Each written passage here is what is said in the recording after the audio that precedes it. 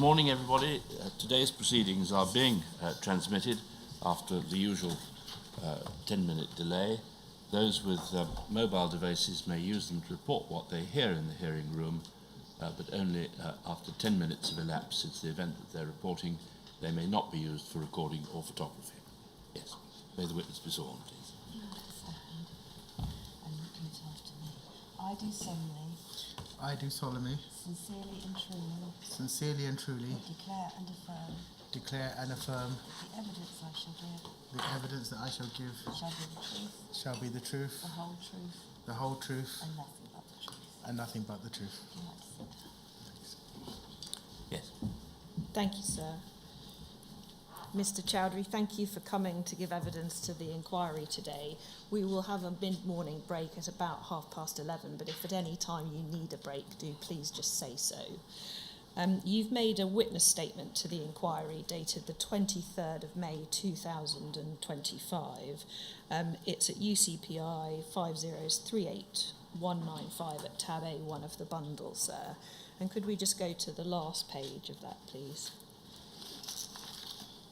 There's a privacy box redaction over your signature, but did you sign that statement? Yes. And is that the contents of that statement true to the best of your knowledge and belief? Yes. That statement will stand as your evidence to the inquiry. I'm going to ask you some questions about some of its contents, but I won't go necessarily through every single detail. I'd like to start, please, by asking you just a brief background question in relation to your activism. Generally speaking, during the 2000s, how would you have described yourself in terms of being an activist or being involved in activism? Yeah. I've never liked the word activism or activist, not because of any left or right-wing connotations, although they're there. It's not a way I would describe something. I always think we're building communities, and we build these words like activists as if we're this and other people are not that. And I think it's contradictory to movement building. So I'm not sure if I'd describe myself an activist, but I know that people would, and I guess there's not much I can do about that. but I don't see it as a bad word. I'm just not sure if it's a helpful word. But in terms of what I was doing, yeah, absolutely. I was very proud of what I was doing. Lots of ways, because I was meeting a lot of people with real care in the world and how they look at the world, what their values are and how they share that with people. And what were your particular interests? You said about building communities. What were you particularly interested in doing and achieving? I had grown up in a very poor council estate, a very working class white community, a place called Thamesmead. It's a good place, but outlooks were not that worldly for a lot of reasons, you know, and even my friendship circles. So later on in life, I found people really caring about, I'd even find like English people caring about Bangladesh, which blew my mind, you know. I don't know why it did, but it did, because it's not something that I grew up seeing. We were very much not really talking about our identities in that way, rather assimilating as best we could, growing up where we did, to be as English as possible, knowing that we weren't and weren't going to be. And so we had one culture in the house, whereas you're meeting people not just curious about your world, but excited by it, you know?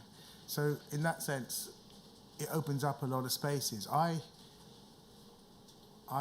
did an MSc in 2001 in violence, conflict and development, and it was particularly looking at the role of communities and civilian intervention and what role they played. I was always looking at the Spanish Civil War, which I found fascinating in terms of what it called upon around the world, the sadness of people in that space and what happened with Franco.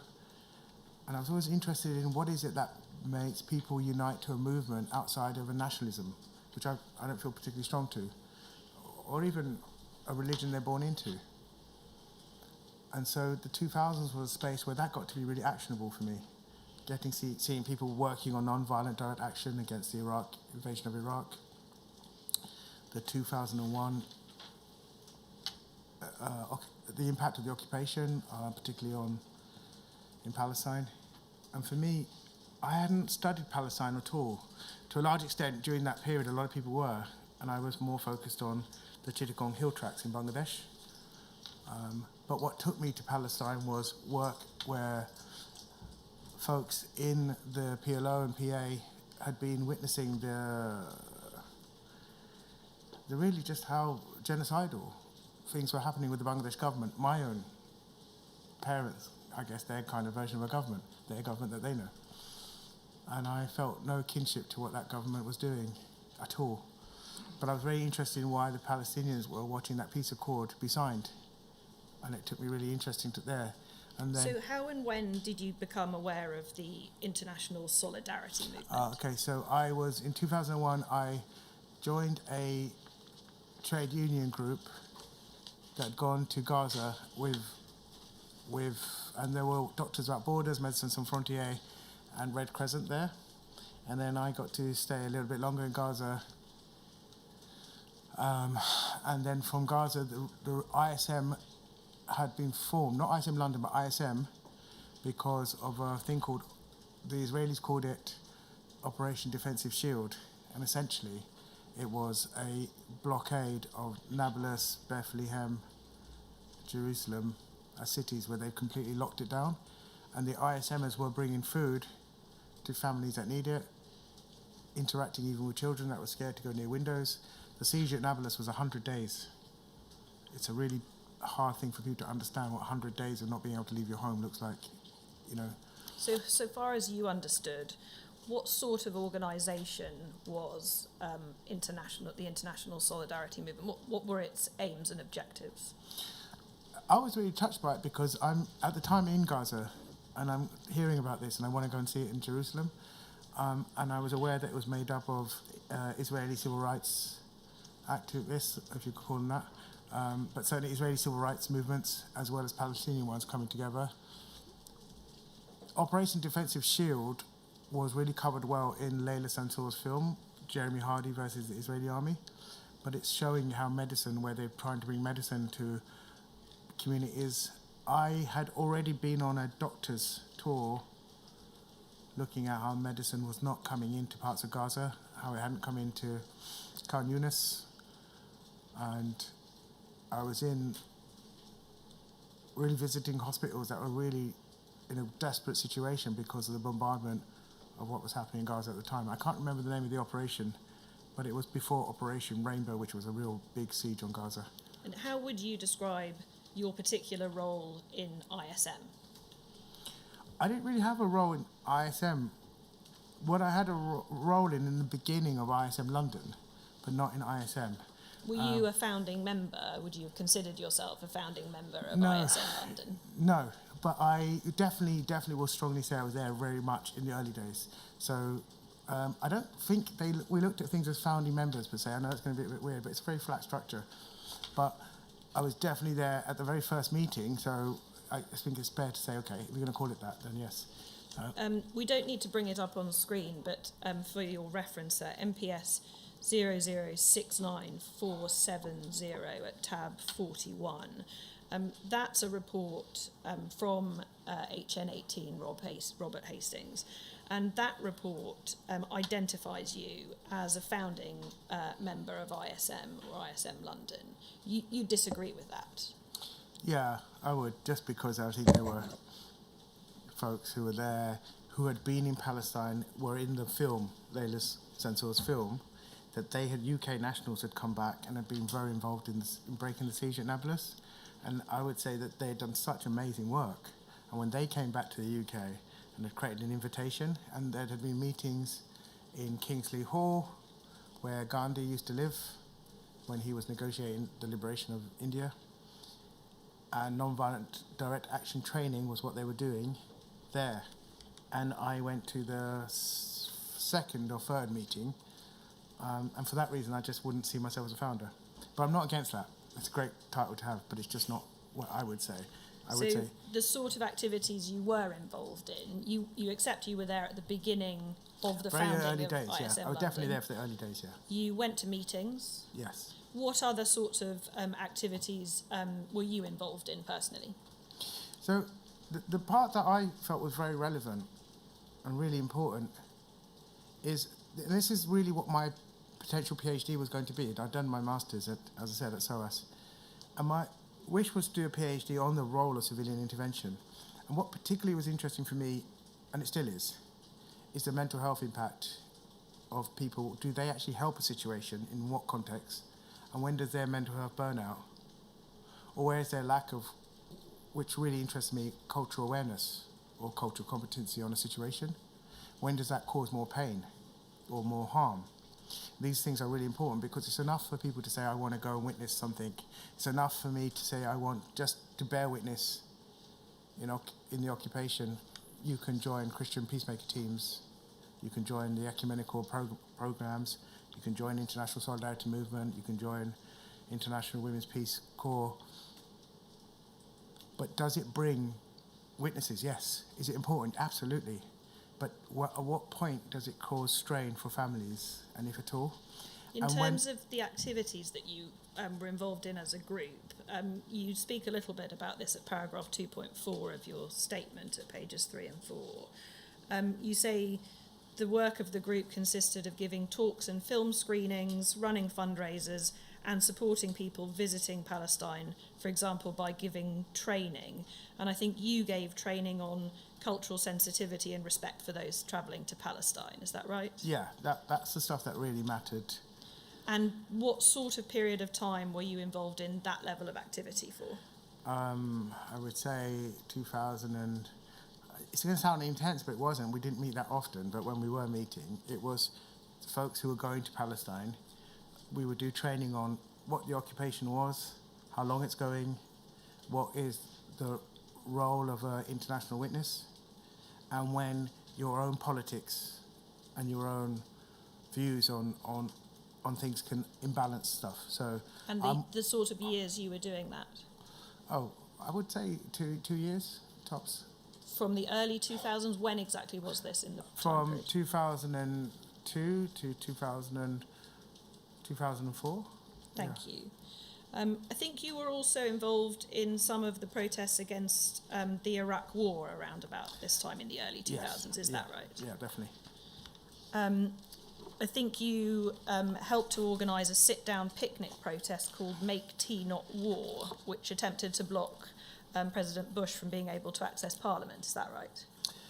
Yeah, I mean, it was successful for a number of reasons, but it was a non-violent action to make tea in Pall Mall, and people gathered as a sit-down protest for which I still would say is an illegal invasion of Iraq and what became the Iraq War. And in that space, there were marches all across the country and different groups, and over 1 million people one day. And that was important. But having a sit-down protest is a form of direct action. It's non-violent, and I'm definitely a big fan of it. Thank you. I'm going to come in a bit more detail to direct action and non-violent direct action in due course. But can I just ask you, you visited Palestine a number of times, I think, but you say in your statement at paragraph 2.6 that you've never volunteered with ISM in Palestine. Is that right? Yeah, there's some reasons for that, and I can elaborate. But yes, that's the answer. Do please give us briefly the reasons. Yeah, so ISM is not like an NGO or a membership where you're in and out. You're just around the community of people doing really good things. So I would join a village protest to be with the villagers. One example would be the village of Budrus or Bilin, where every Friday there are demonstrations and the internationals are coming, including ISM internationals, and you would go. So in that space, I'm there. But when it comes to things like, okay, you're going to be an international filming this checkpoint, and you're going to use if you need to, if there's a human rights violation, then you will non-violently film it. You'll even, if you have to put your body in the way of somebody coming to harm, then so be it.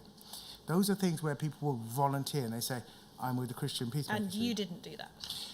I'm there, but I don't volunteer because it's a bit different when I'm one of the few brown people, and to a certain extent, the only one, which is key to this, that's there. Because I don't get to, when you're coming from a Muslim background or an Asian background, you don't get to do this the way your international white friends can.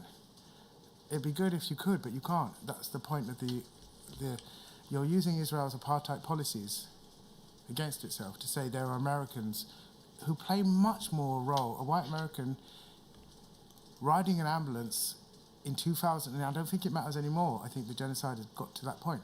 But in 2001 and 2, the chances of a Red Crescent ambulance getting through a checkpoint was always tough. You know, people were dying. Babies were being born on that road, on roads across Nablus. There was a death count attached to those babies. But the idea that you have an Asian guy from the UK on that ambulance assisting the speed of the ambulance to go through, yeah, okay. But it's much better, and it was really clear to me, it's much better to have an English person or ideally an American person and a white American person at that. And in that spaces, I never felt I had much of a role. The more I looked at it, and I would say that it's, even when you're going to demonstrations, you've got Israeli peacemakers who would stand with you in affinity groups. They would look at me and go, wow, you're going to get smashed. You know, they're going to pick you out. And that was clear, and that would happen. But it's certainly not worse than what's going to happen to a Palestinian who's going to get violently hit in their own village. But by the time of 2004, or late 2004 indeed, had your level of involvement in ISM and ISM London changed? Had it decreased? Yeah, it was decreasing at 2004 for sure. Mostly because a few things that were really important to me.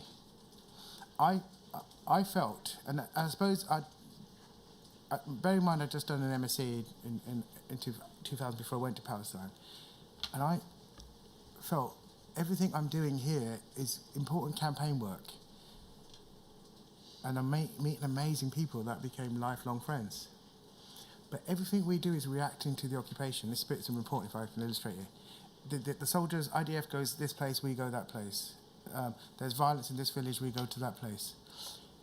And that's important. Like I said, going back to the point of being an Asian guy, how important is it for me to do that? Well, yeah, anybody to witness it is important. But is this the strongest thing that I could do? And I instead found myself in very conversations that the international white folks were not experiencing. And that became more clear, more and more. We'd go to villages and people would say, Atif, and they were speaking Arabic. I would say, I don't understand it, Sharia Arabia. And then we'd get a little bit of English. But what they're asking was always about what happens after this. What happens to us when they take these trees? What happens to us? What would you do then? And this is the point where I realized the best thing that I could be doing here isn't going from one village to another or chasing this IDF incursion or there. The best thing I can do here is do something long term. And that was to figure out how we build a market for Palestinian produce. Most of the olive, and this bit is important to context it, when we did a thing called Freedom Summer was a call from internationals all around the world, and I was involved in that.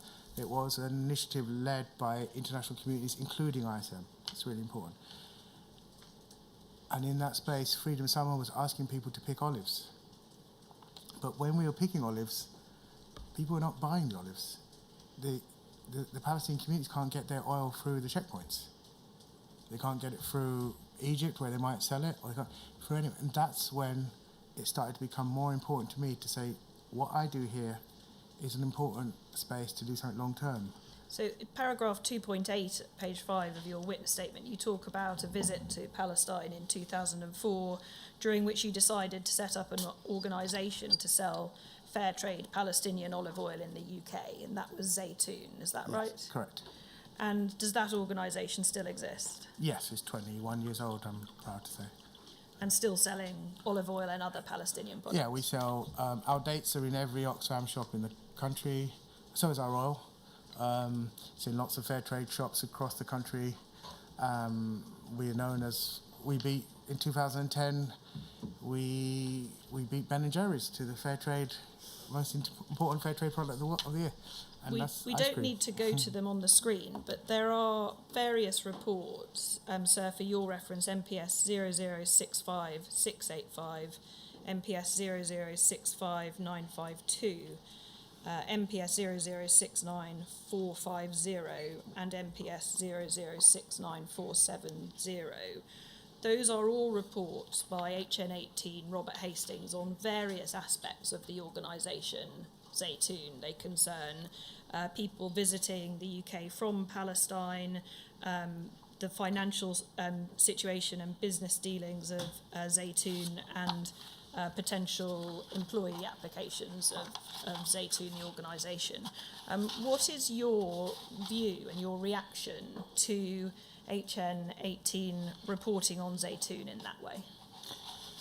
I think, I'll be totally honest, well, I'm going to be, but I don't understand why he's doing that. Look, I mean, to give an example, if it was to report something to say there's some sort of sinister means here, those farmers are invited by at that time, the Foreign Office, yeah, to support that. We would get the Foreign Office to work with us, even at the time, I think he was an MP, I'll try and remember that name, but he was Foreign Minister. He got involved when the Home Office originally turned down the visas. Those farmers that you're talking about, Jihad Abdul, Tazir Arbasi, they went to Parliament. And in Parliament, during Fair Trade Fortnight, they were welcomed by parliamentarians. We went into Parliament. We had MPs taking pictures, MPs queuing up to be in photos with Palestinian farmers and families. So you would say it's completely unjustified reporting on what is essentially a legitimate company? Yeah, the intent here was to show that it's something sinister, and it's not. The fair trade movement, I don't know, it's a fairly... I don't know, I wouldn't consider it the most militant movements that we see in this country. It's a really great movement of people who care about trade justice. And Jihad and Tazir are farmers. Tazir's gone on to be a director of Zaytoun, and we couldn't do this work without him. How much of your time at this point were you spending on Zaytoun in comparison to ISM London? Had the balance really shifted? Yeah, way more. ISM London was a great community, as I said, of not just people working on Palestine, but it was a great community of education and values and sharing. Yes, I definitely wanted to formalise it more. I wanted us to have insurance, for people, so we can formalise this. We can document if there's things happening. Rachel Corrie had been killed by an Israeli bulldozer. Tom Herndl had been shot by an Israeli sniper. These are things that really weighed heavily on the minds of people when we're doing training. I can teach cultural competency to an extent,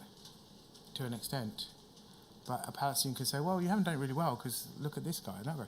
But actually, how do you train somebody to outrun a sniper when they're intent on killing you? And in the case of Tom Herndl, he was holding a baby. He was holding a child that was 2 years old that froze when those snipers started shooting at children. That child is now dead and died when they were 8. We can't train those things. And just to illustrate, I felt more and more a sense of, what is it I'm doing here again? Similar to Palestine, like, what is it that I'm doing that's useful? And the thing that I knew that I can truly do that's useful was to build Zaytoun. I think you stopped attending ISM London meetings in late 2004, is that right? Yeah, that would be right. And you say at paragraph 2.11, page 5 of your witness statement, that you continue to be involved in some fundraising for ISM, including in organising the Rage Against the Occupation fundraisers in May 2005 and May 2006. But was that essentially the extent of your involvement at that time? Yeah, I like doing those because, again, it was just something that I felt was not unique to me, but I seem to have had a flair for it. I think other friends in ISM would say probably a similar thing. We used to raise money for Aida refugee camp for children who are doing Dakka dancing. We raised money for, even at one point, for sound systems, and we did a thing called Sounds Like Freedom. And what I was really interested in knowing is if we can raise some money that works well in Palestine, and can we use what was the national days of demonstration on the Iraq War and also on the occupation of Palestine, if people can go and then they can go to a music event after. This is a really important moment. We had really good musicians, oud players, as well as really good musicians giving up their time for free to play at the events. So the extent of your involvement then in these groups during this period when HN18 had started to report on you was you were setting up and running Zaytoon, which had no connection essentially to political activism. It was looking at a long-term supporting of Palestinian producers, importing olive oil into the UK. You did some fundraising, and you organised and delivered some cultural sensitivity training. Was that the extent of your involvement, essentially, in ISM London? Yeah, fundraising and training, yeah, absolutely. And given that level of involvement then, from sort of 2004, late 2004 onwards, what is your view about the extent of reporting on you by HN18 Robert Hastings? Yeah, like shocking. Painful in ways that I can elaborate if you ask me, but shocking mostly because it's nothing that wasn't already in the open, open arena. You know, I'm very public about what I do. You know, I want people, even if pre-Zaytoon, I want people to come to a demonstration, which is their fundamental democratic right, and it's public. You know, it's no good me sending a demonstration in secret, you know, so Yes. it's out there. But in terms of Zaytoon, the whole point of Zaytoon is a campaign to get fair trade into the UK to build markets for families and farmers. It's nothing that Rob couldn't have found out and did know already and was already aware of all the time that he'd known me in that space. Without mentioning any names just at the moment, were there activists, and how many activists were there that were more active in ISM London than you at this time in that mid-2000s period? In ISM London, yes, definitely, yeah. And what sort of numbers of activists were more involved than you were? It's difficult to answer that really with accuracy, partly because I'm not there, okay, but that's the truth of it. And secondly, it's not like a membership body, it's people. So after Rachel Corrie was murdered, for example, I can't remember that year, but it's 21, 22 years ago now, there were loads of people that would come to meetings because it made international news. Now, if you ask them, are they at an ISM London meeting? Yes. If you ask them, do you think you're in ISM London as a member? They might go, well, no, not really. I'm just at a meeting to find out what this is about. So ISM would have people coming and going because ISM London is trying to teach people about the occupation. If I said, was there a general statistic number that was regularly going to those meetings? Yeah, probably. I would comfortably say that, but I can't tell you that number because honestly, You weren't there? I wasn't there, yeah. Were you aware of, and again, without mentioning names just at the moment, were there other activists who spent more time with HN18, Robert Hastings, engaged in activism with him than you at this time? Yeah, I mean, and it shows in his reports. I mean, he's talking about meetings that I'm not at. He's talking about coming back from meetings to my home to hang out with me after going to that meeting. So again, you're looking at a whole bunch of, and I can just listen to him tell me about characters that I don't know, or events, or demonstrations that, from the looks of it, he's trying to provocate. But I'm not there. So I'm not sure what I can say on it. Again, without mentioning names, do you know, generally speaking, what the ethnicity of those other members of ISM London, those other activists who were spending more time with Mr. Hastings were during this time? I mean that's again. This is a sense that I have, but could be wrong, but I just don't think so. ISM London became more and more, in my opinion, and Rob's wrong to say there's an ideological difference. I felt like it was a difference of where I can do more good, but it became more and more, I would say, anarchic, you know, and attracted a more an anarchist group than, and that's not necessarily a bad thing. I'm going to really stress that the word anarchist can turn into a whole bunch of. I think it's just more people that work in anarchic structures. And their ethnicity? Their ethnicity. I mean, the answer to the question is it would be white. Yeah, absolutely. at paragraph 2.12 at pages 5 to 6 of your statement, you say this. Given my minimal involvement with ISM London during the majority of the time of Rob's deployment, I do not understand why I was particularly targeted for reporting. I note that I was the only brown Asian person or of Muslim background who was actively involved in ISM London at the time that Rob's deployment began, and believe that the decision to target me may have been racially motivated. Do you want to explain that a little further, please? What's the basis for that? I strongly feel that, because I cannot. There's two things that I think were happening. Is there's a hyper consciousness or a hyper paranoia of brown people anyway in the media in terms of activism, and what does that mean? There's a hyper racism towards people from Muslim backgrounds, and an activism.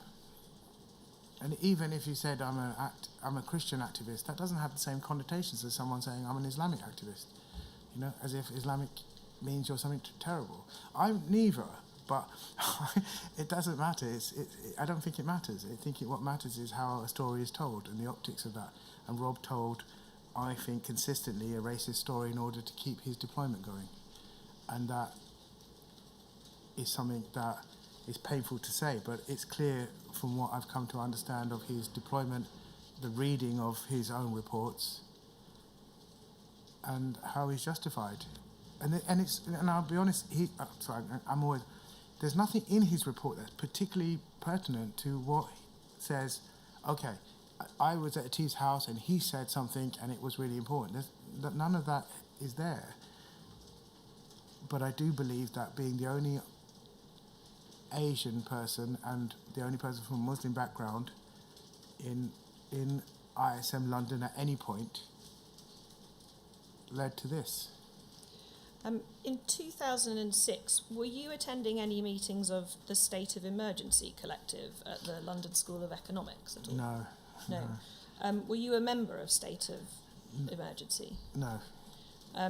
What type of group was that, just briefly? I don't know. Thank you. Yeah. Mr. Hastings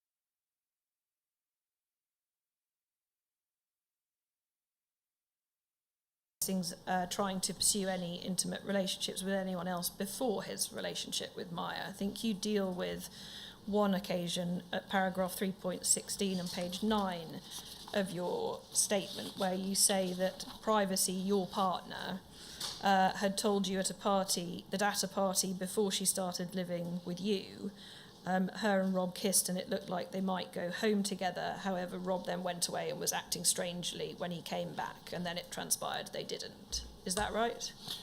Yes. Yes. What did she tell you about the circumstances in which he had kissed her? Who initiated it, for example, if anything? I don't know the answer. Just worry. going to pause. She never talk to me about it. It's understandable because we're going out at that point, and then I don't think she ever told me until after this thing became famous, actually. Right. But I don't know the answer to that. Thank you. We'll move on then. I think Mr. Hastings also, this is at paragraph 3.16, page 9 of your statement, you say this: Rob also told me that he wanted to start a relationship with my housemate, Privacy. However, she was in a relationship at the time. She later told me that Rob made advances to her, which left her confused. Do you recall that? Yes. And did you talk to her, your housemate, without naming her? Did you talk to her about that? What did she tell you about the advances he had made to her? Not a lot, but just that she is with somebody. She's committed to that relationship. She kind of said, yeah, he was a bit forward and consistent in it. This was before anything had happened with as best of my knowledge, this was before anything had happened with Maya. And I said to her at the time, I said, oh, blimey. Wasn't much I knew what to say on it. She had a boyfriend at the time, and so clearly rebuffed his advances. Would HN18 Robert Hastings have known she had a boyfriend at the time? Oh, definitely, yeah. I mean, he didn't just know that. He met them, you know, because that boyfriend would come over quite a lot as well. He knew them as a person. As a couple? Yeah, for sure, yeah. I want to ask you just briefly, please, about HN18's departure.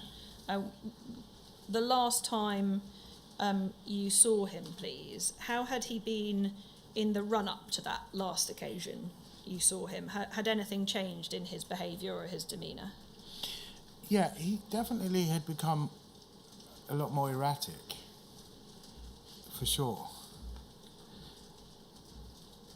And again, I can look back on it with a different version of, you know, but if I'm trying to make sure I stick with the legend guy, but he was definitely more erratic, you know. You could feel that about him, that there were tensions coming. And it wasn't a total shock for me. It was a total shock that he disappeared for good, but it wasn't a total shock that he had something really big to deal with that was really stressing him out. And when he told me about his mum being really sick with cancer and he's got to go, that didn't shock me.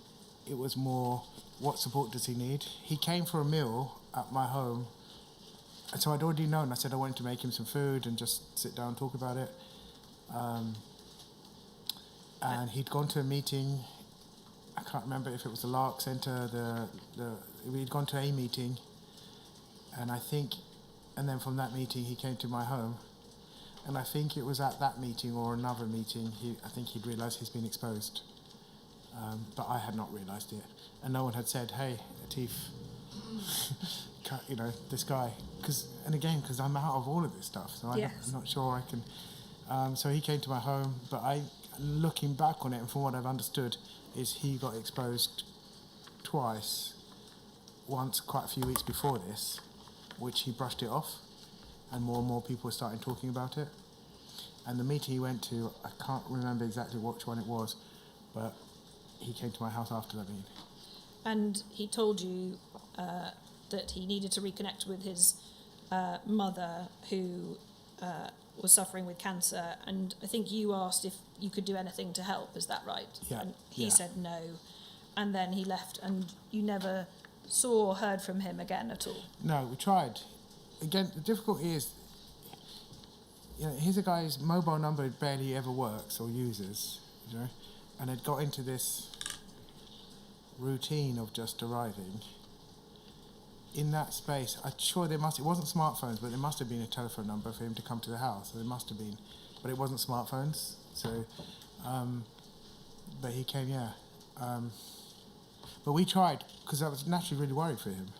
How do you feel now about that very sudden disappearance, knowing what you know about him now, that he was an undercover police officer and presumably didn't have a mother suffering with cancer? No, and cancer's big in my family. It's like I said, I can't make it any. I wish it wasn't, but it is. It's taken every aunt I've got and my sister. And he would have known that. Oh yeah, crikey, he knew that.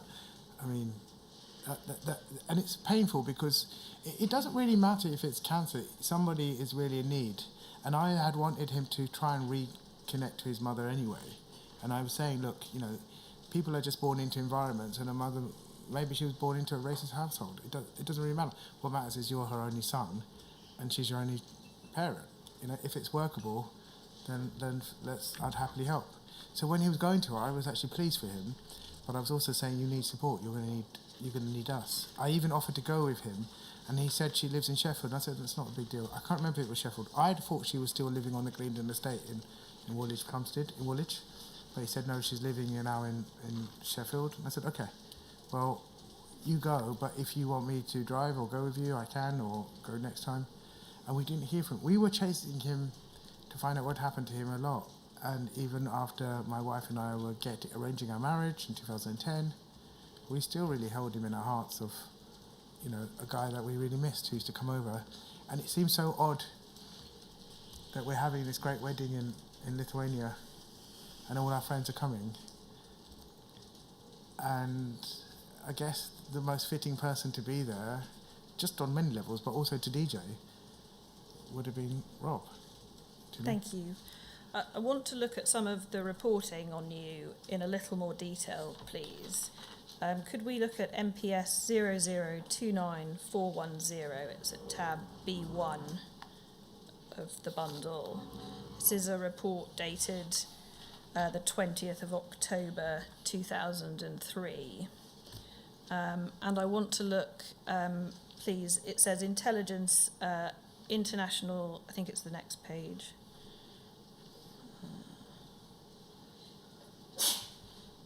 Anyway, I can read it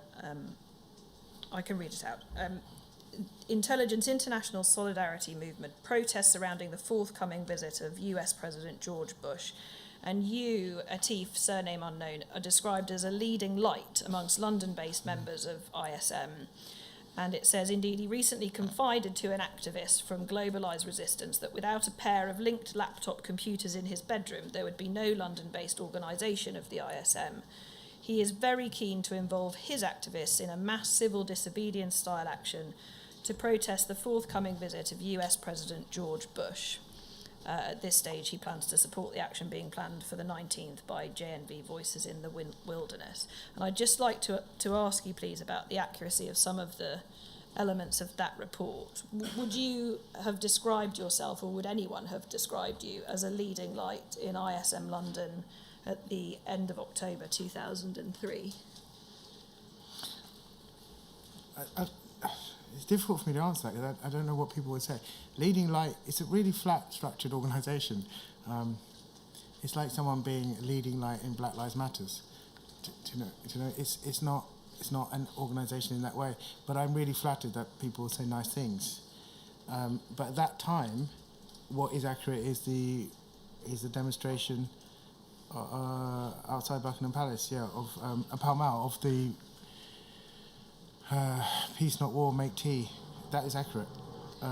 Did you own a pair of laptops at the time? Oh, no, I didn't own one laptop. And were you in an organiser role within ISM London at this stage? No, I'd already started to move into, at this point, more olive oil and and what became Zaytoon.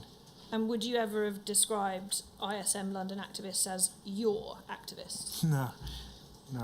Were you ever keen to involve your activists in a mass disobedience, mass civil disobedience style action, as is reported here? No, I mean, I do believe in civil disobedience, peaceful civil disobedience. Yeah, I believe in that. And I think there's a time when people are being killed and that we have to do that. There's a time in the civil rights movement and even the Bill of Rights that we have in this country comes from these things. What do you understand the phrase to mean, mass civil disobedience style action?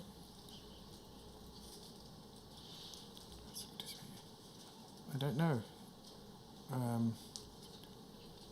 What does it mean to me?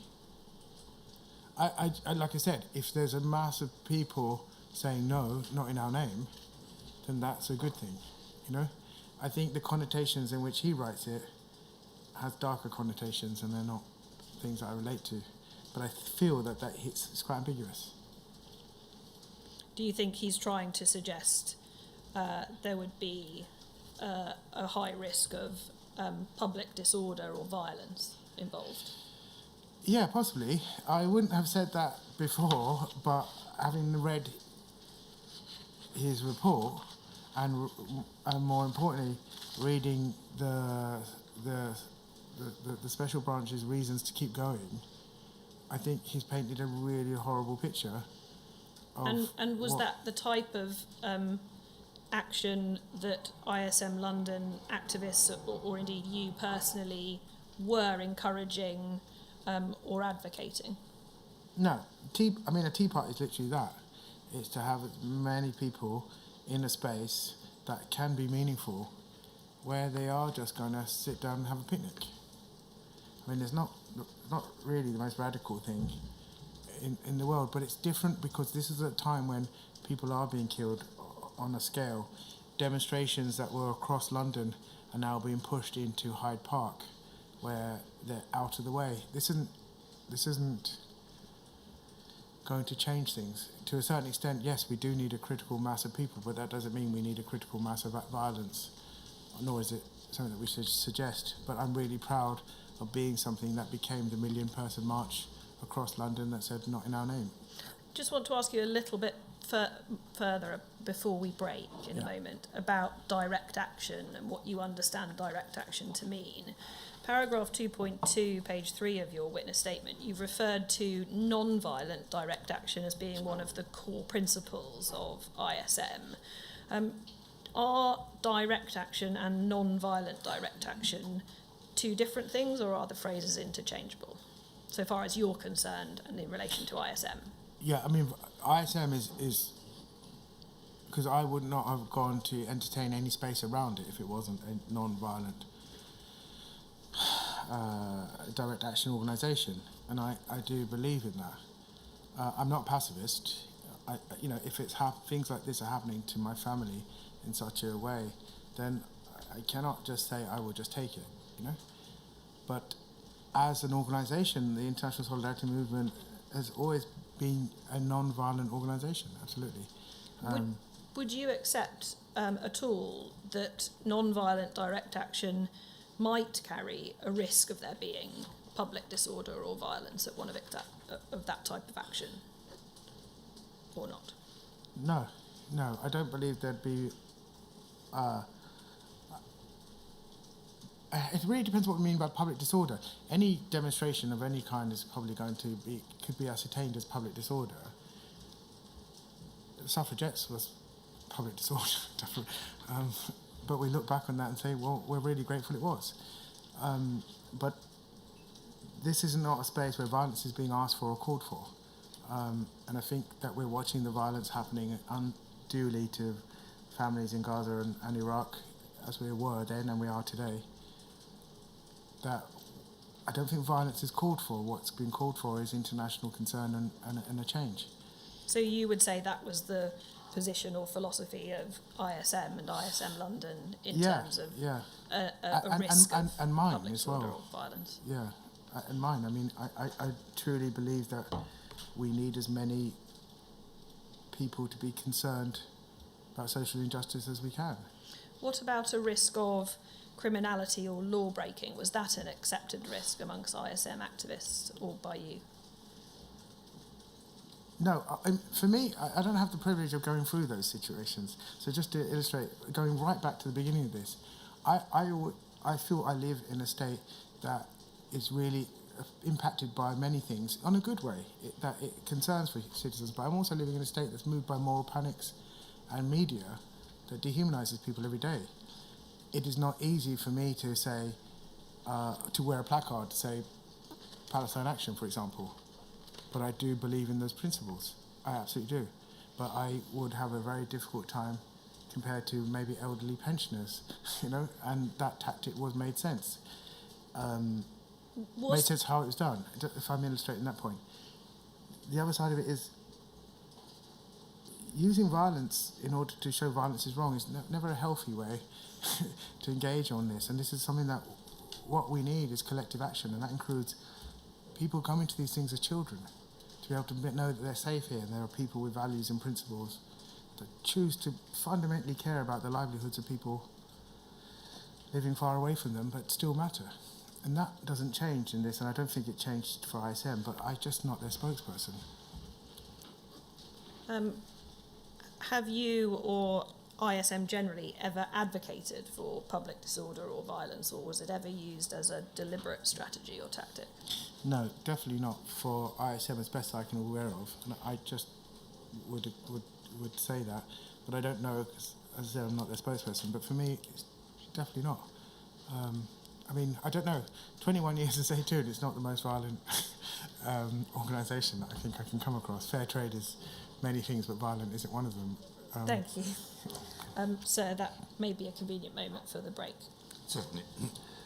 We always have a break of quarter of an hour so that the transcribers can have a rest, and indeed you can as well. Thank you. Thank you.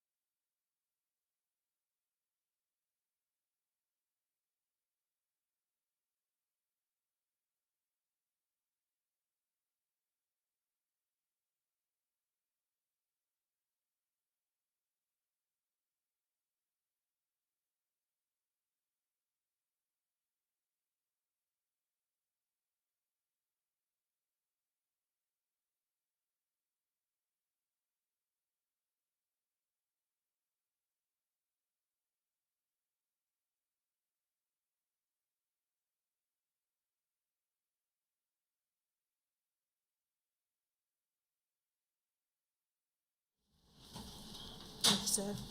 Can we look at a report, please, about a protest against the Israeli bombardment of Lebanon? It's at MPS 0069142, and it's at tab 34 of the bundle, sir. This is a report dated the 19th of July, 2006. As I said, it concerns a protest against the Israeli bombardment of Lebanon on the protest was on the 18th of July. The report is dated the 19th. It was a candlelit vigil held in Parliament Square of approximately 200 people who HN18 Robert Hastings reports appeared to be Lebanese.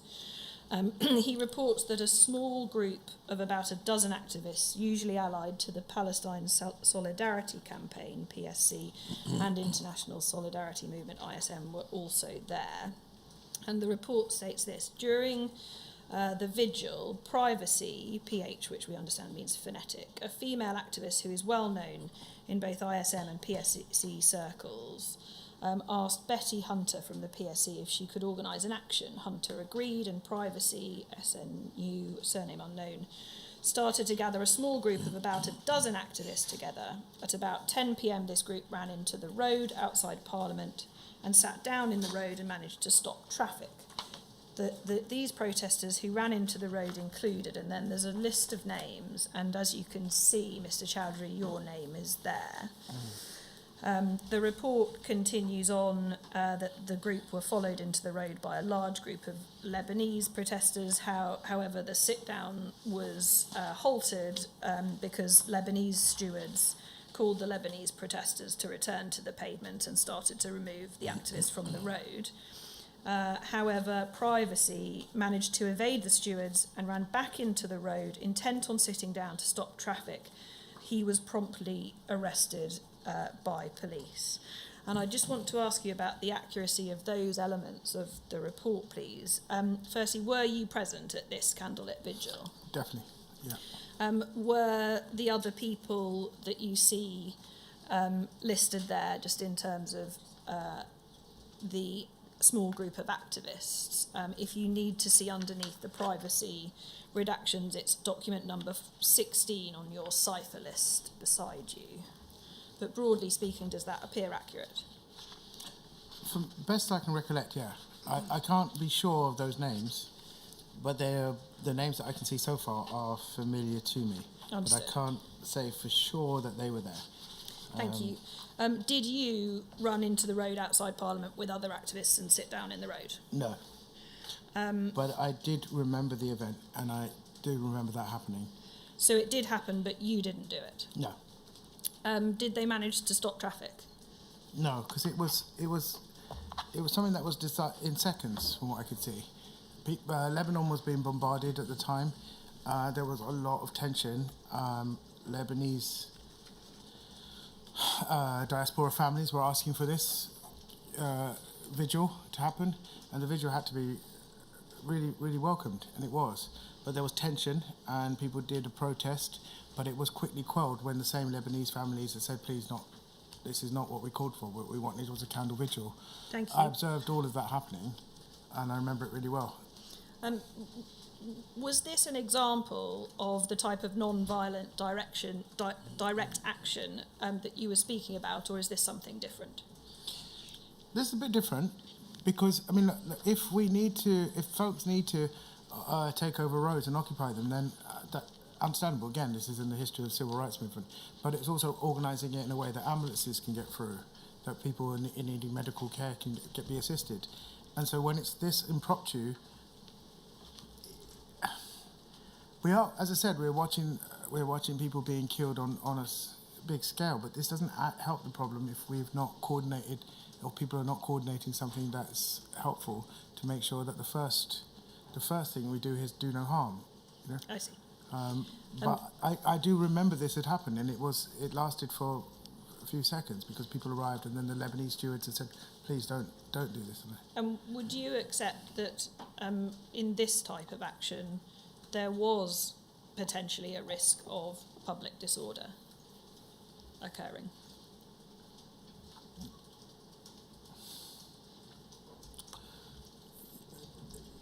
Yeah, I suppose so, but how do you address, I mean, if I can elaborate, a candle vigil is what was called for. And how do we look at every situation that we're in and say, well, this might happen or that might happen, when we're really asking the world to witness what's happening in Lebanon, the scale in which it's happening, and to bring candles and hold that space. Did ISM London activists generally actively seek to get arrested? Was that part of a strategy or tactic, generally speaking? No, I don't think so. Was it ever part of your intention? No.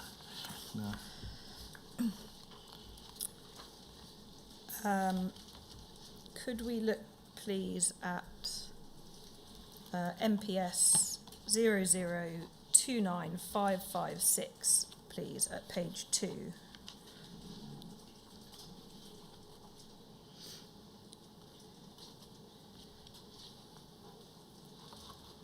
In one of these reports, there is a suggestion, again, that you're a leading light. Is the third big block down, intelligence visit of US President George Bush. We've dealt with that. There is another suggestion within this report, if we could just zoom out again, please, that an activist is reported as saying that Atif is ISM London. You deal with this at paragraph 4.8, page 11 of your statement, and say this is not something I would have said and did not believe anyone else involved with ISM London would have said or thought this. Is that right? Yeah. So what do you say about this reporting by Mr. Hastings then? Firstly, it's inaccurate. Is that right? Yeah, and like I said, ISM, and I mean this, that whilst I was there in the beginning, and I'm really proud of that, it's not a hierarchical organisation or a membership organisation. It's just people doing good work to get people mentally prepared to learn about the occupation and to go to Palestine if needed. Being a leading light on it is an odd way of describing anything, but I didn't think Rob had written that. I thought that had come from Simon Wellings. You're quite right, it isn't. Thank you. My misspeak. And Simon Wellings, I don't remember ever meeting, but the person came to our house, because described our house in one of the reports that I'd read, where they'd come to the house party that we had and was there. Thank you. Can we move on to another report then, please? It's page 3 of MPS 0029556, tab B2 of the bundle. So it's the next page.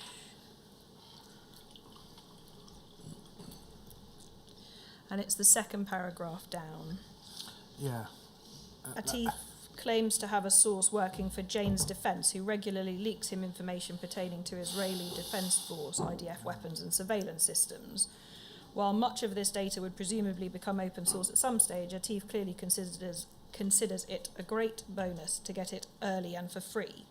He talks confidently and with authority about IDF low-level tactics and procedures. It is believed that Atif writes and delivers all of the training given to London ISMers about travel to the occupied territories and briefs them extensively on how to spot surveillance teams and technical surveillance measures. And just moving down further in the same report, Atif is currently one of the leading personalities within the Resist Bush collective and is the sole voice arguing that action should be more hardcore and controversial. He argued against the adoption of a radical Tea Party theme, opining that it was too soft and would not attract the most militant elements of the movement. Did you know the organisation Jane's Defence? No.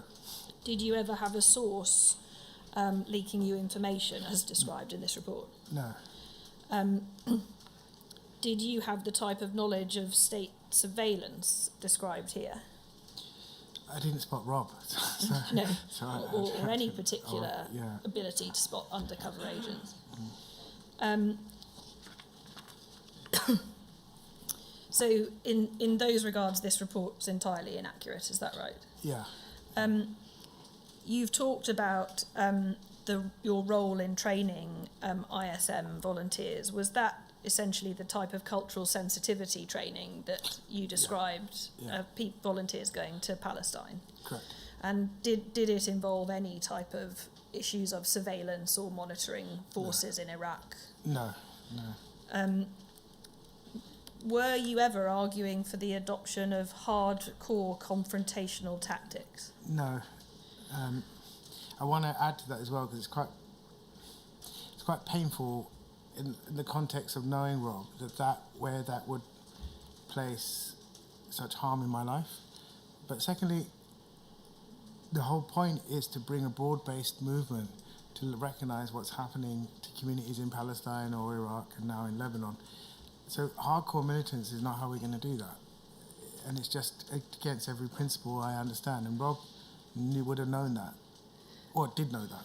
And far from opposing the Tea Party idea, I'm you a were big in fan favour of of it, it, yeah. as being a sort of more fun and creative means of protest than just marching. Yeah, it's really important to recognise that we have to do this where communities are safe. That includes families coming to these events as well. Can we move on then to another report, MPS 0031940 at tab B3 of the bundle? This is a report on the founding of the Radical Activist Network and a meeting on the 5th of March 2004. Did you attend that meeting of the founding of the Radical Activist Network?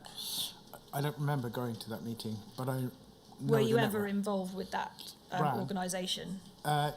In the sense that one of my housemates was very much involved in it, and it was made up of NGO workers against the war. It was, I think the name makes it sound more grandiose than it is, but essentially it's NGO workers from organisations like Amnesty International, War and Want, Water Aid, and in this case, VSO. But it's not that radical, but it was good, conscious people from middle-class white backgrounds who build a really good network of people and could hire things like the London Theatre of LSE. Is it accurate to say that those involved with the Radical Activist Network were coalescing around you and privacy, and if you wish to see the name under the privacy redaction, it's document number 18 on your cipher list, but you may be able to tell who that is? The name underneath at the bottom, I don't know. The one... But the name above, yes, I do, and that was my housemate. Yes. But is it accurate to say that those involved with the Radical Activist Network were coalescing around the two of you? Yeah, definitely, because one of the folks is just a really good person that I was at university with, and dear friend, and others were because my housemate and I are living in the same house. So just in the sense of proximity? Yeah. The report goes on to state in the third paragraph, these ISMers, and that's referring back to you and your housemate privacy, and a small group of recently returned from Gaza independent activists are extremely radical in outlook, perhaps not surprisingly, as many of them have spent considerable periods of time in the Balata refugee camp and Gaza and other areas of the occupied territories. Direct action is in their blood, and if they get organised, they could become a potent new force on the London activist scene. Is that accurate? Well, not really. I mean, it's the... What does he mean direct action is in their blood? I mean, that's a connotation, right? I mean, direct action was Martin Luther King's direct action. It was, when you say it's in his blood, Do you agree? Civil rights is in his blood. So this is said in a particular way. Yeah. They've just come back from something and they're extremely radical. That has a connotation for me around violence. And I don't think anyone in ISM, especially when they come back from Palestine and Gaza, are anything but just heartbroken. And they're not radical in terms of violence, but they are definitely dedicated quite often to being part of something that changes it. And that I stand by. But and if it's direct action, well, yeah, okay, then direct action is it. But what he's referring to here is a bloodlust, something that can be a force of real harm. And I think that's deliberate. And I think he's deliberately doing that to legitimise his surveillance, provide officers, when they're asking him for things that are not in the common domain, he's trying to justify that. He himself has friendships with the folks that are coming back. The only time I've ever seen things where you're seeing what could be seen as radical is when I look at the emails that Ace has shared, where Rob himself is consistently driving people to which is very helpful actually, to you know, if there are banners to be taken, he's got a van and he's always helping people, and that's helpful. But actually when he's calling for militancy in his emails in the ISM list, and that never, so I'd already left by then, but on some email chains, it never sparked off a big thing that I think he wanted. Thank you. That can be taken down now. At paragraph 4.25 and 4.26 of your statement, you deal with some reports that deal with a single meeting having taken place on the 1st of August 2006. And I just want to ask you about one of them, which is MPS 0069458. It's a report about a suggestion that Raphael should be targeted.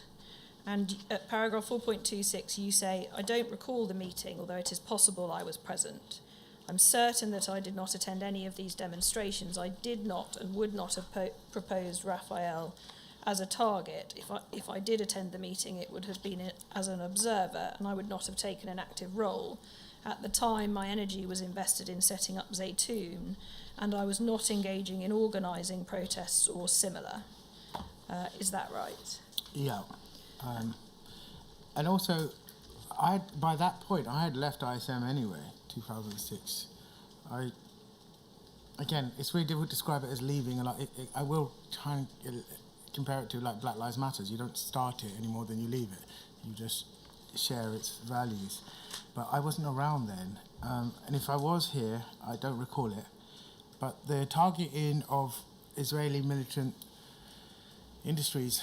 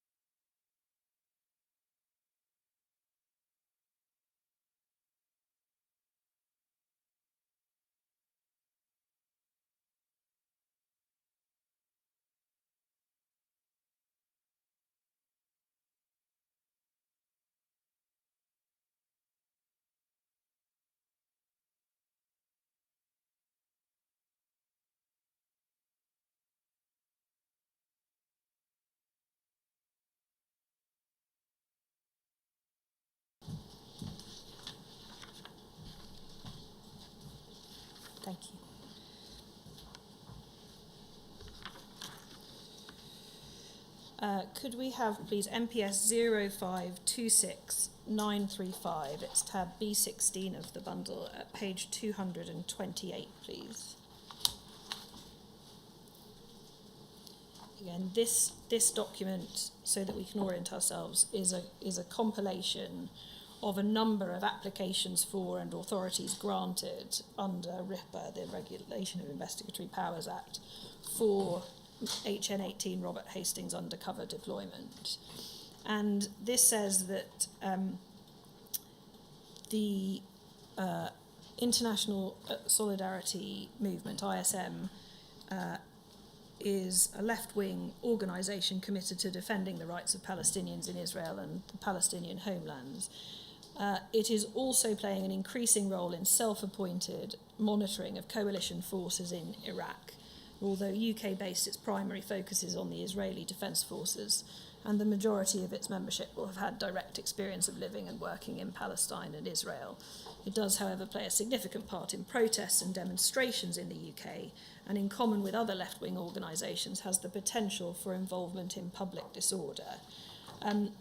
I think you would say that describing ISM as UK-based is inaccurate if you're talking about the general organisation rather than the London one. But was ISM involved in monitoring of coalition forces in Iraq, or indeed doing anything in Iraq? I don't know how. I can't imagine. It essentially never conducted monitoring outside Palestine and Israel. Not to my knowledge, and how? I mean, how would they have done it? I'm not sure they could really monitor the IDF, right? What they can do at best is just witness, as I said, the occupation and the intimacies of that occupation, be it the checkpoints, theft of water, or defending the growth of illegal settlements. ISM can do those things, and it can report on it, and it can, I don't know, witness homes being demolished in Jerusalem, but it can't witness. Thank you. Mr. Hastings, in his witness statement, UCPI 5035557 at paragraph 68.5, page 81, says, "My understanding of why I was being tasked into this area was that it formed part of Special Branch's long-term objectives. At the time following 9/11, Special Branch would have been required to examine its focus regarding Islamist-inspired terrorism, and that was the reason why I was initially deployed into ISM." Again, what would you say if it was to be suggested now that the reporting on ISM generally, or on you in particular, was justified due to an association with Islamic extremism or Islamic terrorism? I mean, again, I think the country, and to a large extent, after 9/11, but pre that, we watched the war on terror and elements of that. But that's, again, this is Rob choosing to be a hero, right? And you had absolutely no such associations or intentions? No. I mean, he's literally DJing at my family's wedding. We're not a family that, I don't know what you can gain from that, but it's not common for practicing religious people to have DJs at weddings. Do you know? Yes. So he's immersed in that. Yeah. Do you know?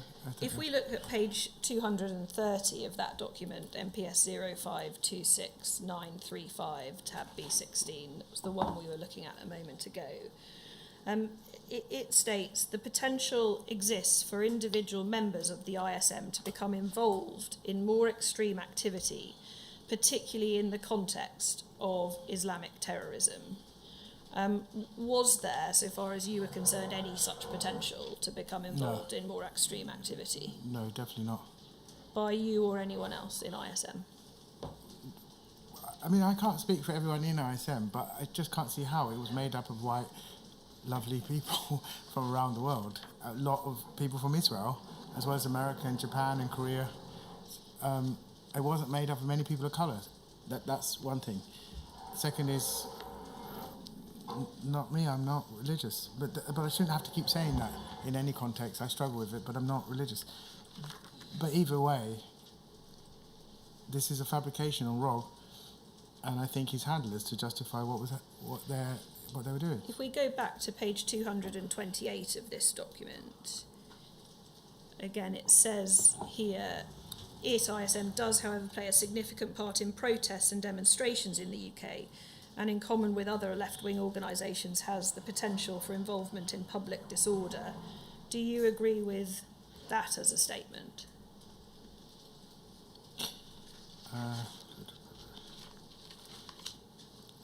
I think that I can agree with part of it. In Palestine, Israel, it does, however, play a significant part in the protests or demonstrations in the UK. I think it does play a role in supporting protests and demonstrations in the UK, yeah. But does not have the potential for involvement in public disorder, no, so far as you are concerned. No. If we look at page 230 again, then please, in the first paragraph, just after the redaction, it says, although ISM are keen promoters of street protest as a means of highlighting the plight of Palestinians both in the UK and elsewhere, its philosophy is essentially to do so by non-violent means. Presumably you would agree with that statement. Yeah. Continuing, though, in the first paragraph, it says the potential for events such as G8 on the one hand or an Islamic terrorist attack in the UK or against UK interests abroad on the other to act as a catalyst for disorder at ISM organised protests, however, is high. And then if we just look underneath the paragraph headed necessity, please, it states this. It is considered necessary to continue with this deployment because the potential for public disorder where the ISM is present is considered high, particularly in the context of external events and factors impacting on the Middle East. Do you agree that ISM had the potential for involvement in public disorder at that time and that such potential was high? No. And I think he's contradicting himself. Well, I don't even think he is. He's contradicting himself through that statement. Thank you. That could be taken down now, please. I want to just look at travel, please. We've touched upon your trip to Libya, so I've asked about that in terms of the nature of it as a personal family trip that Rob Hastings reported on, despite the fact he would have known that. So I'm not going to go over that again. But in terms of other reporting on travel, there's reporting at MPS 0062500 at tab 9. I don't think we need to go to it, but it says Atif Choudhury will be travelling to Scotland to participate in the events surrounding the G8. He has apparently rented a flat in Edinburgh for the duration, and this is a report dated the 28th of June 2005. Did you intend to travel to Scotland to attend the G8 summit? It was, because it was Make Poverty History. Thousands of people went to Edinburgh for and the did G8 you in summit. fact go? The G8 summit was happening, but it sounds like it's like I'm invited to the G8. And I'm not. We, as friends, and some of the friends I mentioned here, we did hire a flat, and it was pre-Airbnb, which is a big deal, but I slept on the floor of that flat, and I remember it well because of that moment. But it was Make Poverty History, the whole... So it wasn't to protest the G8 summit? It was in the context of poverty being, workable and changeable in this lifetime, and the G8 is the other nations that have the most power and impact to do that. Absolutely. But he's writing that as if I've somehow got clandestine entry into the G8, which I haven't, and I hired a flat to do. It's an odd way of describing what was actually happening. It's a sort of sensationalist way of making something sinister that isn't. Yeah, and say. Again, I think this is where he is really trying to justify a deployment that he can't. At MPS, again, I don't think we need to bring it up, but at MPS 0064259 at tab 15, there's a report dated the 30th of October 2005, reporting on you travelling to Palestine. Were you travelling to Palestine due to your work with Zaytoun? Yes. At that time?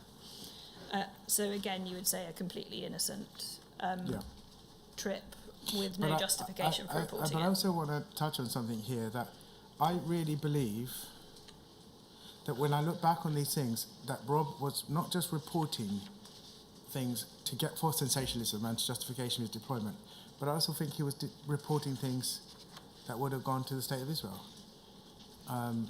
Because he was always driving people to the airport, which was seen as a helpful thing to do.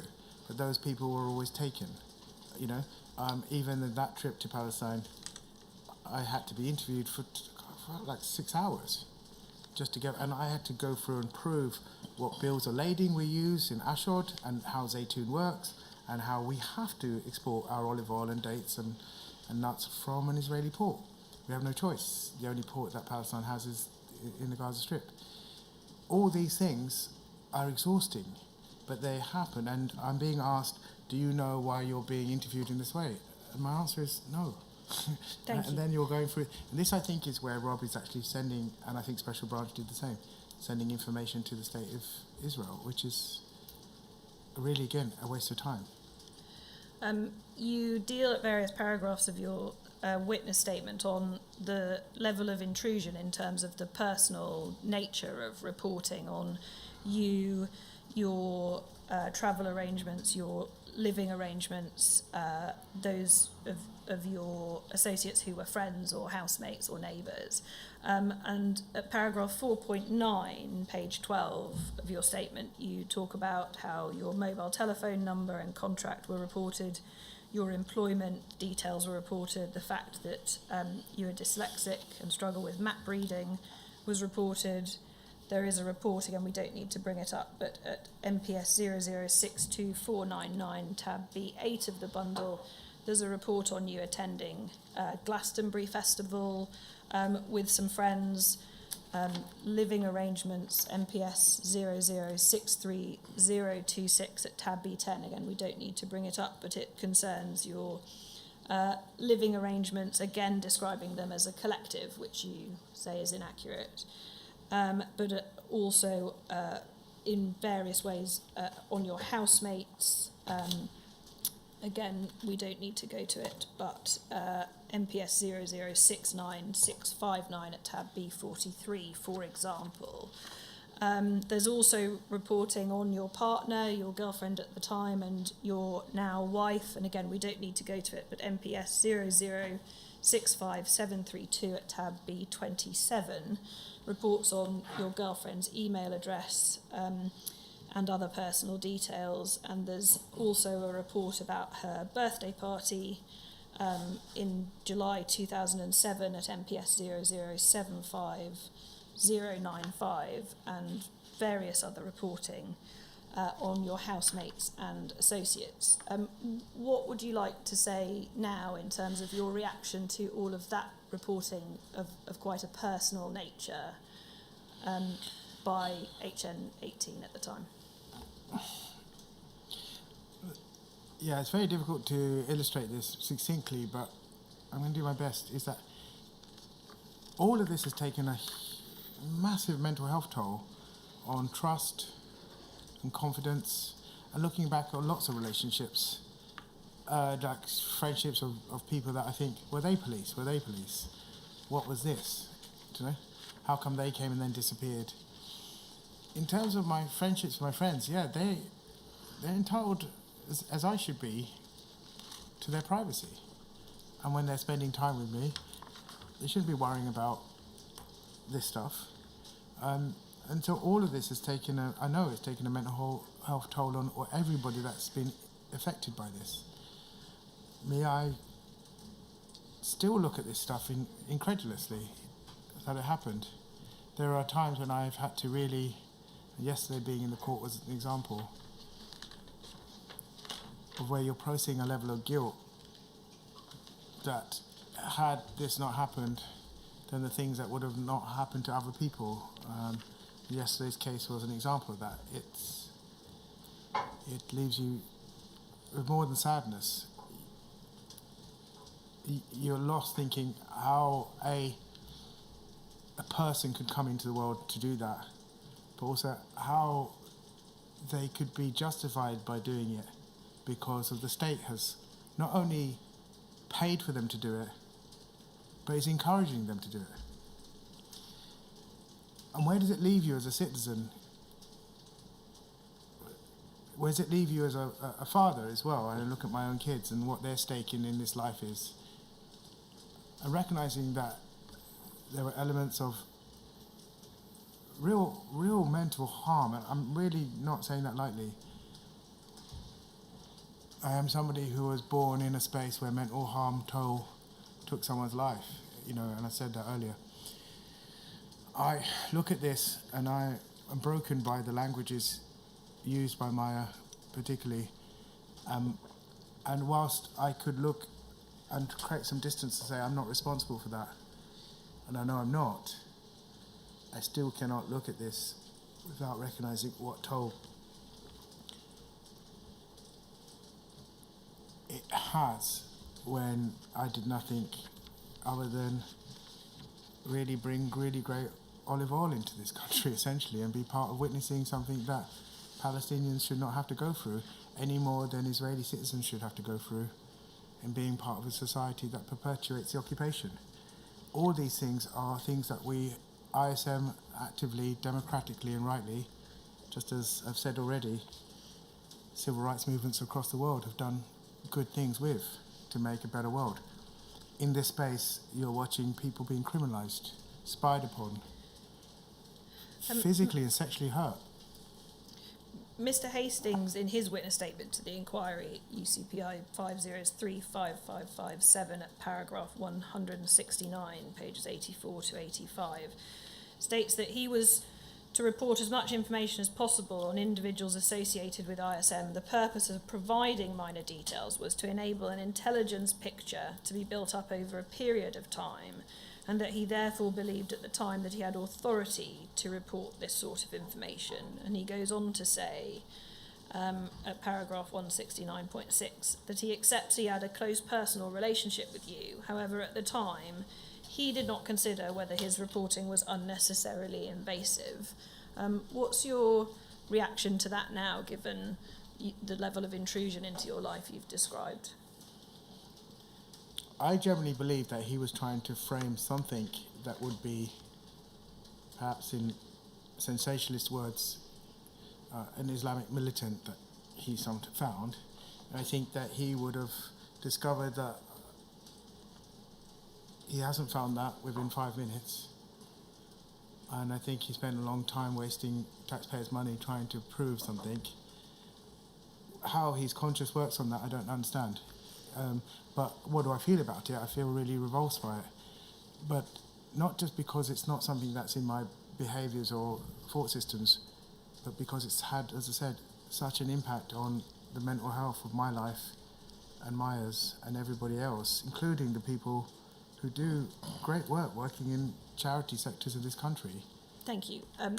I just want to ask you briefly about the level of influence that HN18 Robert Hastings had in connection with ISM and ISM London. He, in his witness statement to the inquiry at paragraph 71, pages 43 to 44, says, I actively sought to avoid directing decision-making during my deployment and sought to align myself with the consensus. And at paragraph 122 on page 64, he says this, decision-making in ISM was by consensus. I had no position of influence in regard to the decision-making of the organisation. My strategy was to follow the consensus driven by key personalities within the group. Now, accepting that your level of involvement by the time he arrived on the scene had greatly diminished, do you agree with those statements or not?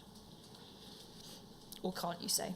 Yeah, I can't really. I mean, I just think there's probably not more than 2 meetings where an ISM, when I was in ISM London, or at an ISM meeting in London where he was at.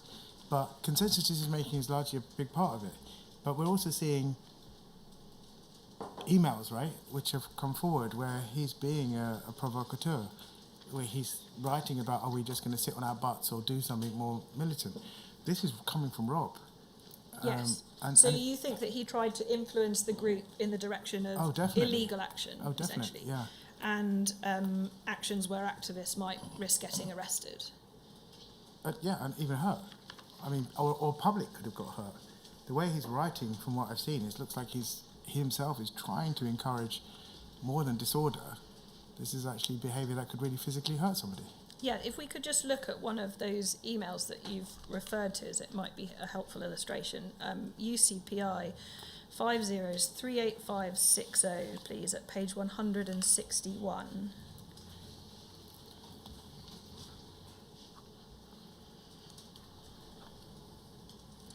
And this is an email from HN18 Robert Hastings to other members of ISM. And just while it's being brought up, I can perhaps set out the quote.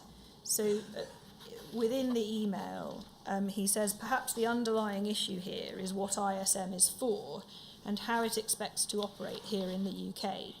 Are people interested in engaging in accountable actions here, where of course they can be arrested with all the implications that may bring? Or is it merely a vehicle to get peeps out to Palestine? My own view is that we could and should be doing much more here in the UK. There are enough targets worthy of our attention, and quite frankly, they are being left alone to continue without being directly challenged. Agrexco is a great example of this. It should be pressured as much as possible with all possible resources available. Perhaps this is something that could be discussed at a meeting. Is that an example of the type of thing you're referring to? Yeah. I mean, there he is encouraging people to do what sounds like physical disorder and militancy. And that's not, ISM isn't, like I said, it's used to making consensus decision making. It has to make risks on making sure that everybody is not in harm's way, whoever they are, including workers from an event. But the ISM that I was in wasn't taking direct action at events or even Israeli organizations. But regardless, in this email, this is coming from Rob, provoking people into a space. For some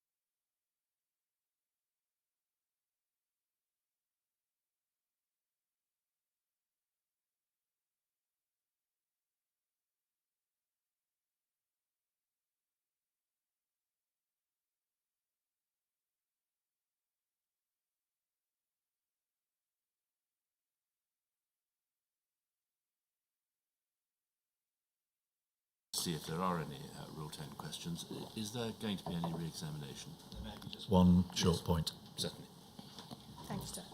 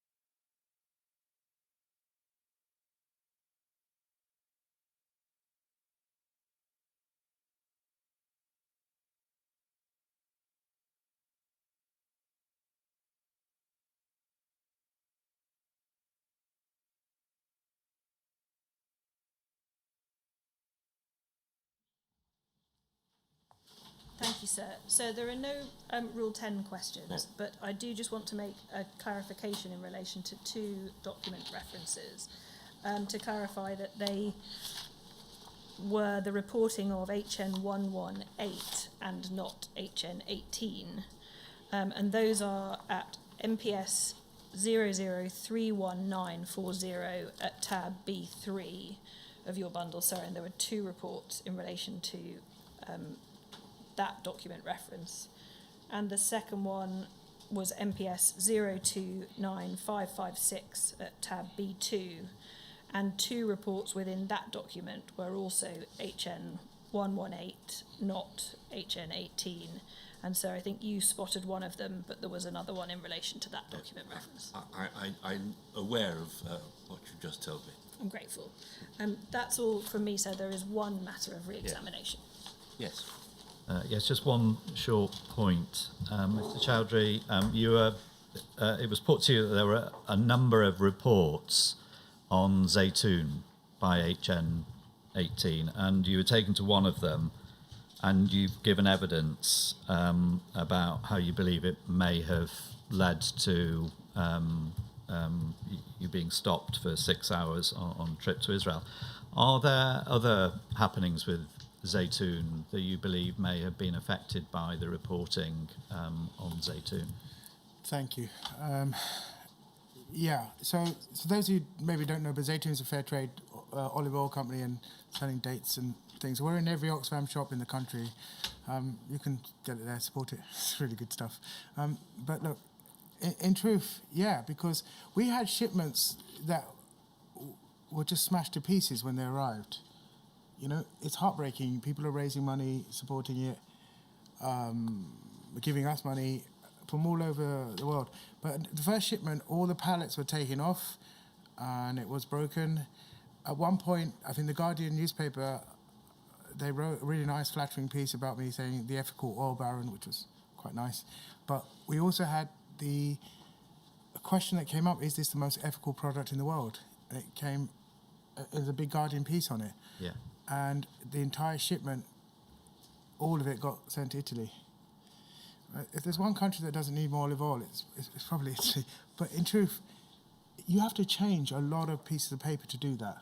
Yeah. When I'm going to Palestine to meet with farmers, I've got Co-op Supermarket with me. I've got folks who are from fair trade networks, including parliamentarians. Yes. And in that space, I'm being abused at airports. Can you give us an example, perhaps the most egregious example? I was once... strip searching is something that can happen, and it goes with a thing that you just cope with. And did that happen to you? Yeah, it definitely happened to me. At the airport, being strip searched on a runway, that's publicly humiliating. Rob knew about that. I look back on it, I think he may have been part of making that happen. Yes. There are times when you're being in a room and there are people asking you, said, in Israel, where you're arriving? Absolutely not in Israel, I'm actually going through Jordan. And I remember the time when I'm being put aside into a room and Shin Bet, which is an Israeli intelligence team, which I discovered later on, they're asking me, do you know why you're here? And I said, yeah, to meet olive farmers. No, do you know why you're in this room? And I said, no, how can I know that? You have no idea why Shin Bet are recording you? I said, again, why would I know that? Yeah. And I guess I'm trying to say is this is massive because Zaytoun is 21 years old. We're still, despite the odds of so many things. We used to sell things in Gaza, but since 2008, since the embargo in Gaza, we haven't been up. We used to sell from a women's co-op, hand-rolled couscous. It was called maftoul. It's really good. But we've not been able to because people are starving in Gaza, but we cannot get food out of there any more than ethically you should. Yeah. But Gazans should be able to trade. In the West Bank, right now, olive farmers have been doing this for thousands of years, and through the work of Zaytoun, we're able to support them. Yeah. This is hard work, but it's needed, and it's facilitated and welcomed by DFID. It's welcomed by the Foreign Office. It's really work that parliamentarians in the fair trade movement really look highly on. But despite that, there are things that I think Rob did in this investigation that really sabotaged the work of Zaytoun and the humiliation that comes with Thank you. being an Asian guy connected to it. And I'm proud to say I'm one of its founders, and it's an important thing to me. Thank you very much. That's all I ask. May I thank you, like all other witnesses who've attended voluntarily, as you have, to give evidence about your encounter with an undercover officer. All of this enables me, I hope, to get to the truth of what happened, and evidence of people such as yourself is essential to help me to do that. And I'm very grateful to you for doing it. Thank you. May I ask one question to which I hope I know the answer? Have your troubles with Zaytoun stopped in recent years, or do they still continue? No, I mean, do you mean for families in Palestine? No, I'm not talking about. I'm talking about your difficulties of conducting the business. So the business is still going. Yes. It's a difficult business to do in any part of the world. And it's a place that even the UN thought was not possible to be able to create Zaytoun, and yet here it is. The Fair Trade Foundation not believe it was going to be possible, and yet here it is. So that comes from the credulous of, as we've said right in the beginning, of a movement of people really caring about things. Myself, I haven't been to Palestine since 2010 because the last time going there was so emotionally harrowing. And I'm a little bit body conscious, but having to be stripped in a place has its toll on you.